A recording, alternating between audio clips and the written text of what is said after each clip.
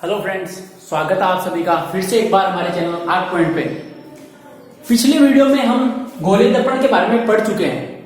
मतलब जो भी टॉपिक था अपना गोलीय दर्पण जो कल स्टार्ट हुआ था उसके बारे में मैं बता चुका हूँ। गोलीय दर्पण होता क्या है, किस तरह से ये डिफरेंट होता है एक समतल दर्पण से, उसके बारे में अपन डिस्कशन कर चुके हैं। आज हम पढ़ेंगे गोलीय दर्पण द्वारा प्रतिबिंब का निर्माण। समतल दर्पण से प्रतिबिंब तो पढ़ चुके थे अपन, अगर शायद याद हो तो मैं बता देता हूं एक बार। ऐसा कुछ मैंने पी लिया था, फिर वो उल्टा बना था और ये समतल दर्पण। उसी प्रकार से गोलीय दर्पण में भी प्रतिबिंब का निर्माण होता है। वो कैसे होता है, उसके क्या नियम होते हैं, उसको आज हम देखते हैं।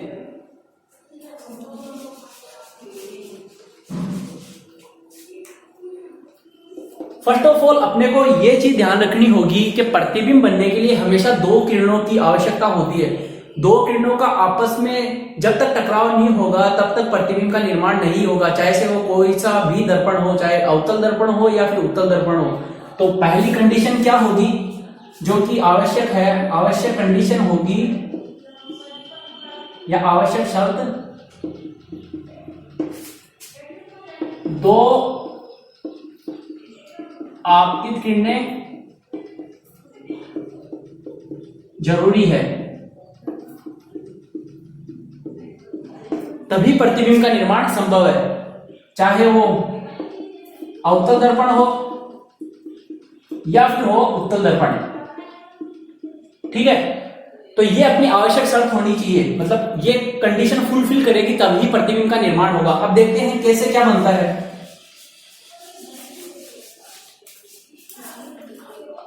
सबसे पहली बात, आपतित किरण जो कि अनंत या उस वस्तु से आ रही है, आपतित किरण आएगी जो हमेशा परावर्तन के पश्चात, आपतित किरण होगी जो हमेशा मुख्य अक्ष के समांतर आएगी।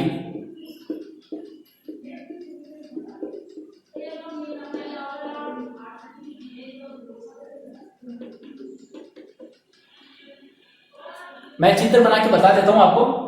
दोनों दर्पण में बता रहा हूं। ये हो गया अपना अवतल दर्पण। मैंने बताया था जिसके बाहर की तरफ पॉलिश कर रखी हो वो अवतल दर्पण का काम करता है, और जिसके अंदर की तरफ पॉलिश कर रखी हो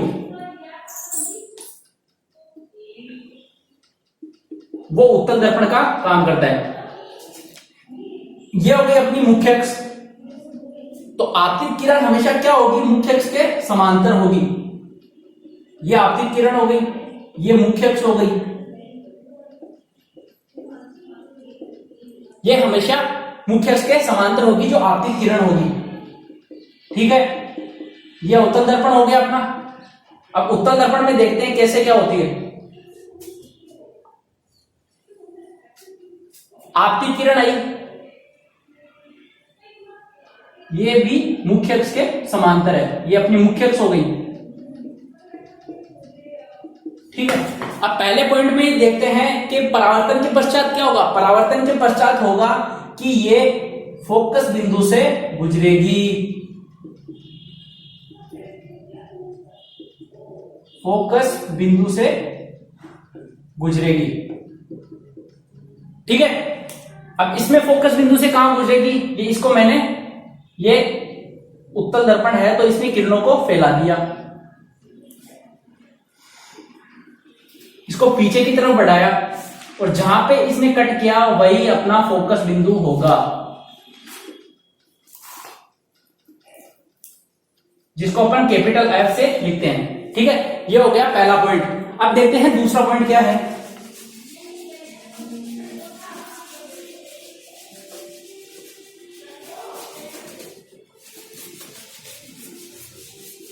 अगर मैंने जल्दी मिटा दिया हो तो आप रिवाइंड करके देख सकते हैं, और अगर कुछ समझ में नहीं आया हो पहले नियम में तो मेरे को पूछ लेना। दूसरा नियम बोलता है अपना, फोकस किरण क्या होती है। फोकस किरण के संदर्भ में ये दूसरा नियम बोलता है कि अगर प्रकाश की किरण फोकस बिंदु से आपतित होती है, ये फोकस बिंदु हो गया, आपतित हो रही है, मतलब ये प्रकाश की किरण फोकस बिंदु से आएगी, तो परावर्तन के पश्चात क्या होगा? परावर्तन के बाद में होगा जो ये परावर्तित किरण है ये मुख्य अक्ष के समांतर हो जाती है। ठीक है, ये हो गया अपना कौन सा दर्पण? अवतल दर्पण। ऐसा ही मैं उत्तल दर्पण में बनाता हूं।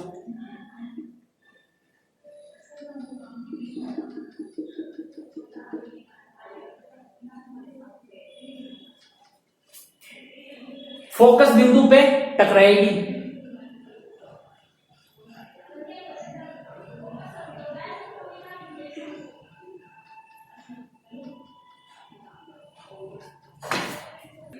दूसरा अपन उत्तल दर्पण में बनाते हैं। अब मैंने उत्तल दर्पण ये बना लिया, देखो अंदर की तरफ पॉलिश कर दी। ये अपनी क्या हो गई? मुख्य अक्ष। इसको जरूर याद रखना, मुख्य अक्ष के बिना प्रतिबिंब नहीं बनेगा। ये इसका बेस है, एक तरीके से हम बोल सकते हैं ये इसका आधार है, इसके बिना प्रतिबिंब नहीं बनेगा। तो मुख्य अक्ष को हमेशा नामांकित जरूर करना। अब मैंने क्या बताया कि फोकस बिंदु, इसमें उत्तल दर्पण में क्या होता है? किरणें फैल जाती है, उसके कारण अपने को फोकस बिंदु पीछे की तरफ किरणें बढ़ाने पे पता लगता है। तो मैंने कहा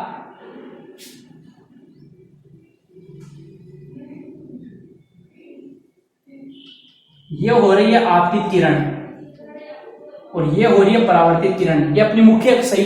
तो इसमें तो अपने को पता लग रहा है कि फोकस बिंदु से आपतित किरण गुजर रही है। ये आपतित किरण है जो कि फोकस बिंदु से गुजर रही है, लेकिन इसमें फोकस बिंदु से कहां गुजर रही है? इसके लिए अपने को क्या करना पड़ेगा? इस आपतित किरण को पीछे की तरफ बढ़ाना पड़ेगा। और जहां पे ये कट करती है वहां पे अपने को ऐसा लगता है कि यह फोकस बिंदु पे काट रही है। और परावर्तन के पश्चात मैंने क्या बताया, वो किसके समांतर हो जाएगी? मुख्य अक्ष के समांतर। तो ये देखो परावर्तन के पश्चात ये मुख्य अक्ष के समांतर हो गई। ये अपना सेकंड पॉइंट था। अब देखते हैं तीसरा नियम क्या बोलता है, इसको उतार लीजिए एक बार। तीसरा नियम बोलता है वक्रता केंद्र, जो सी से अपन ने डिनोट किया था उसको कल, उसके संदर्भ में उसके रिप्रेजेंटेटिव अपने को एक नियम पता लगता है। वो क्या होता है? जैसे कि हमने ये बना दिया अवतल दर्पण। ये मैंने बताया था कि वक्रता केंद्र कैसे बनता है। इस गोले से काटा हुआ है ये दर्पण, तो जो इस गोले का केंद्र बिंदु होगा वही वक्रता केंद्र होगा। अब मैं इसको मिटा देता हूं, ये समझाने के लिए बताया था मैंने।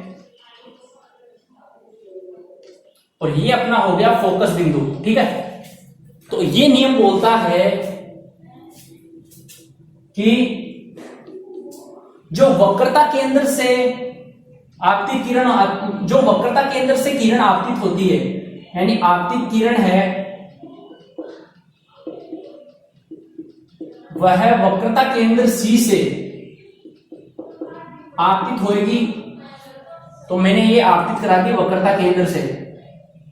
अब परावर्तन के पश्चात क्या होगा? परावर्तन के पश्चात ये वापस उसी ही दिशा में घूम जाएगी। मतलब ये यहां से आएगी, यहां से टकराएगी और टकराने के बाद वापस उसी दिशा में घूम जाएगी। ये नियम अपना वक्रता केंद्र वाला नियम बोलता है। ये हो गया अवतल दर्पण में। अब उत्तल दर्पण में देखते हैं अपन क्या होता है।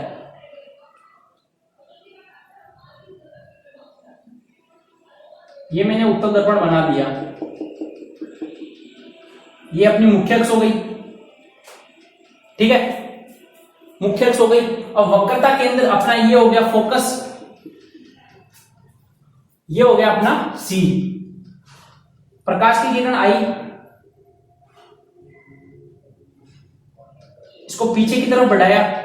हमेशा उत्तल दर्पण में जो भी प्रतिबिंब की घटनाएं होती है हमेशा आभासी होती है। इसी कारण से हम कल्पना करते हैं, इमेजिनेशन करते हैं और उसको पीछे की तरफ बढ़ाते हैं। तो पीछे की तरफ बढ़ाने पे अपने को ये कहां काट रही है? ये काट रही है वक्रता केंद्र पे। तो वक्रता केंद्र पे काटेगी तो मैंने क्या बताया, जिस दिशा में आई है ये टकराने के पश्चात वापस उसी दिशा में लौट जाएगी। ये सा ये लौट गई। ये अपना उत्तल दर्पण हो गया। ठीक है, ये अपने 3 नियम हो गए। चौथा नियम बोलता है तिर्यक किरण का। अब वो तिर्यक किरण क्या होती है वो भी देख लो। अब अपना चौथा पॉइंट था तिर्यक किरण। अब तिर्यक का मतलब तिरछा। तिरछी किरण का मतलब क्या हुआ, डायग्राम के अकॉर्डिंग मैं आपको समझा देता हूं। ये मैंने बना लिया अवतल दर्पण, ये अपनी हो गई मुख्य अक्ष। तो तिर्यक किरण का मतलब हुआ ये आपतित किरण है और ये परावर्तित किरण है। अब ये कैसे हुआ, परावर्तन का अपन ने द्वितीय नियम पढ़ा था, दूसरा नियम, सेकंड नियम, जो कोण आई और कोण आर वाला, यानी कि ये मुख्य अक्ष एक अभिलंब का काम कर रही है।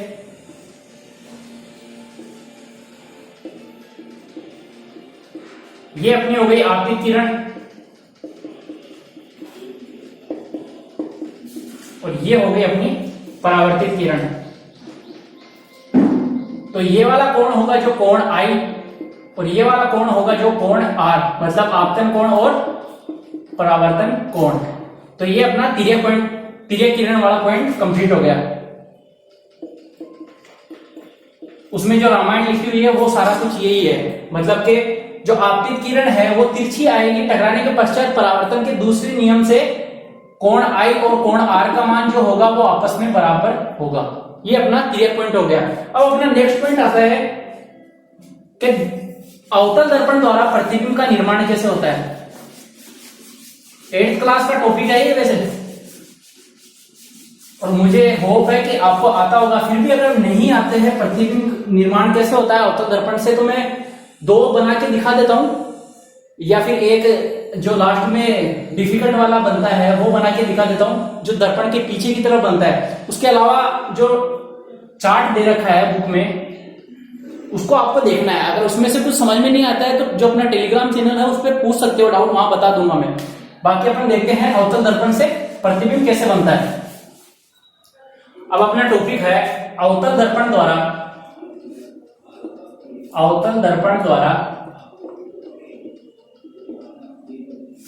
प्रतिबिंब का निर्माण।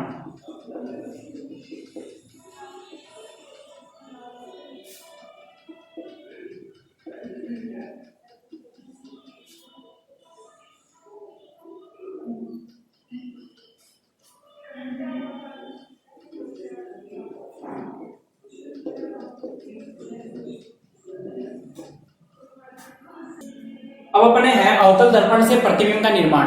अब अवतल दर्पण से प्रतिबिंब का निर्माण कैसे होता है कि अपन बिंब को अलग अलग स्थिति पे रखते हैं और उसका अलग अलग स्थिति में जो इमेज बनती है, उसकी जो प्रतिबिंब बनता है वो अपने को प्राप्त करना है। अब वो कैसे बनता है वो देखते हैं अपन। पहले अपन बना रहे अवतल दर्पण से, तो अवतल दर्पण बना लेता हूं मैं।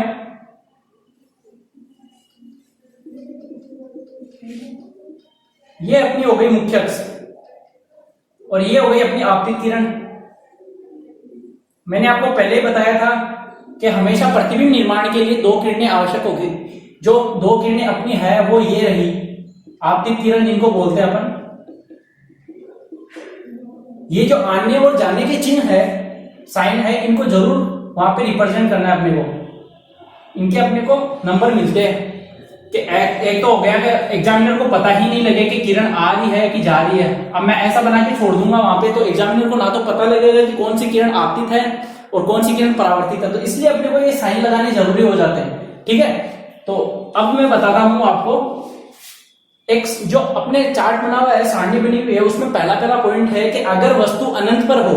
मैं आपको पूरे नहीं बताऊंगा, सिर्फ 2 पर्टिकुलर जो मेरे को डिफिकल्ट लग रहे हैं वो बता देता हूं। बाकी के अगर वो फिर भी नहीं समझ में आता है तो मुझे पूछ लेना।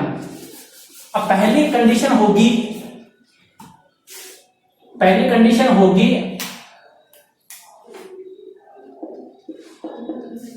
अगर वस्तु इनफाइनाइट अनंत पर हो तो उसका प्रतिबिंब कहां बनेगा। ठीक है, अब प्रतिबिंब बनाने के लिए पहले अपन को दर्पण की जरूरत पड़ेगी। जो अवतल दर्पण है, कॉन्केव मिरर, उसकी जरूरत पड़ेगी। तो मैंने बना दिया ये पहले कॉन्केव मिरर यानी कि अवतल दर्पण। ठीक है, इसके बाहर की तरफ पॉलिश कर दी। पॉलिश का ध्यान रखना कहीं अंदर की तरफ कर दो, फिर वहां पे इमेज बना रहे हो यानी प्रतिबिंब प्राप्त कर रहे हो तो वो गलत हो जाएगा। ये अपनी क्या होगी मुख्य अक्ष। मान लिया अनंत पे कोई वस्तु रखी है, अब अनंत पे कहां पे रखी है इसलिए मुझे पता नहीं है वो, इसलिए मैं उस वस्तु को नहीं रख रहा हूं। मैंने मान लिया अनंत से वस्तु मतलब अनंत से प्रकाश की किरण आ रही है उस वस्तु से, तो ये प्रकाश की किरण आपतित हो रही है। परावर्तन के पश्चात कहां से गुजरेगी ये गुजरेगी मुख्य अक्ष से। जो मैंने आपको अभी नियम बताए थे गोलीय दर्पण से प्रतिबिंब का निर्माण, तो उसमें ये कहां से गुजरेगी, ये मुख्य अक्ष से गुजरेगी, मतलब सॉरी फोकस बिंदु से गुजरेगी। ये मैंने फोकस बिंदु बना दिया, ठीक है। ये किरण आ रही है, जो वेव है वो आ रही है, लाइट बीम सॉरी। अब एक किरण तो हो गई, अब दूसरी किरण और चाहिए। मैंने पहले ही बोला था प्रतिबिंब प्राप्त करने के लिए अपने को 2 किरण की आवश्यकता होगी। तो पहली किरण जो लाइट बीम है वो अपनी आ गई। अब दूसरी मैं एक और बनाता हूं, ये मैंने बनाई। ये भी परावर्तन के पश्चात कहां से जाएगी, मुख्य फोकस से, जो इसका फोकस बिंदु वहां से जाएगी। ये चली गई। अब इसमें देख पा रहे हो ये कट का रही है फोकस पे कट रही है, मतलब जो जहां पे दोनों किरणें आपस में कटेंगी वहीं पे अपने को प्रतिबिंब प्राप्त होगा। तो पहली कंडीशन है कि अगर वस्तु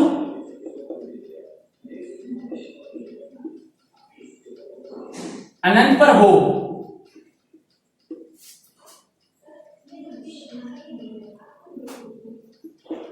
तो प्रतिबिंब मुख्य फोकस पर प्राप्त होगा या फोकस बिंदु पर प्राप्त होगा, ठीक है। अब इसमें क्या होता है मैं आपको हिंट बता देता हूं, फिर एक लास्ट वाला और बता देता हूं कि अभी क्या करेंगे अपन। ये अपना कौन सा बिंदु हो गया, सी वक्रता केंद्र, ठीक है। अब क्या करते हैं वस्तु को धीरे धीरे पास में लेके आते हैं, पास में लेके आएंगे। तो मैंने रखा ये वस्तु को अनंत और वक्रता केंद्र के मध्य। तो ये क्या होगा, ये जैसे जैसे पास आती जाएगी ये फोकस बिंदु यहां से प्रतिबिंब हटके वो धीरे धीरे की तरफ इधर की तरफ आता जाएगा, फोकस से इस साइड आता रहेगा। वो आपने बता रखा है। अगर मैं इतना कुछ ज्यादा करूंगा तो मुझे नहीं लगता ये बताने की जरूरत है, क्योंकि ये 8th क्लास में आ चुका है अपने टॉपिक। अगर फिर भी नहीं आता है आपको तो मैं बता दूंगा आपको। अब एक और बता देता हूं मैं आपको। ऐसे ही अपने को जो बाकी के पॉइंट बचे हुए हैं चार्ट में देख लेना, उनमें कैसा प्रतिबिंब बनता है, एकदम सिंपल है। एक लास्ट वाला बता देता हूं मैं। अगर वस्तु फोकस और ध्रुव के मध्य हो, ओ के मध्य हो तो कैसा बनेगा, यह इंपॉर्टेंट है, यह पूछ सकता है। थोड़ा डिफिकल्ट नहीं बोलूंगा मैं, यानी कि सबसे अलग हटके है जो इसमें प्रतिबिंब बनेगा। वो कैसे बनेगा वो देख लेते हैं हम। ये मैंने अवतल दर्पण बना दिया। ये अपनी मुख्य अक्ष हो गई, ठीक है। ये अपना फोकस हो गया और ये अपना ध्रुव हो गया, जिसको ओ से डिनोट कर दिया मैंने। ये जरूर लिख देना, बार बार बोल रहा हूं मैं, मुख्य अक्ष वगैरह सारे नाम लिखने हैं अपने को। अब मैंने वस्तु रखी कहां पे रखनी है वस्तु, फोकस और ध्रुव के मध्य। ये मैंने रख दी वस्तु फोकस और ध्रुव के मध्य। पहला नियम क्या बोलता है, आपकी किरण होगी वह परावर्तन के पश्चात कहां से गुजरेगी, फोकस बिंदु से गुजरेगी। अब गुजार दो फोकस बिंदु से, ये मैंने फोकस बिंदु से गुजार दिया, ठीक है। अब इसमें नियम काम आएगा, वो मैंने आपको तिर्यक किरण वाला बताया होगा, जो कि परावर्तन के दूसरे नियम पर काम करता है, वह लगाना अपने को। तिर्यक किरण वाला कौन सा नियम था, यहां से टकराएगा और परावर्तन के पश्चात बराबर कोण बनाता हुआ परावर्तित हो जाएगा। मतलब ये कोण और ये कोण आपस में बराबर होंगे, कोण आर और कोण आई, ठीक है। अब देखो, आप खुद देखो, ये किरण इधर जा रही है और ये किरण इधर जा रही है, मतलब इन दोनों के बीच की दूरी बढ़ती जा रही है। अब ऐसे बढ़ती जा रही है, वो देखो ऐसे बढ़ती जा रही है, तो वो आगे जाके कहीं पे मिलेगी, कभी नहीं मिलेंगी। वो अपन उनको कितना भी आगे बढ़ाए उनकी दूरी हमेशा बढ़ती ही जाएगी, लेकिन वो मिलेंगी नहीं। तो अब प्रतिबिंब कैसे बनेगा, मैंने तो बोला था कि टकराव मतलब कटना जरूरी है किरणों का, तभी प्रतिबिंब बनेगा। तो प्रतिबिंब तो इधर तो बनेगा नहीं। तो एक काम करते हैं अपन, इन किरणों को पीछे की तरफ बढ़ा के देखते हैं कि वो प्रतिबिंब कहां बनता है।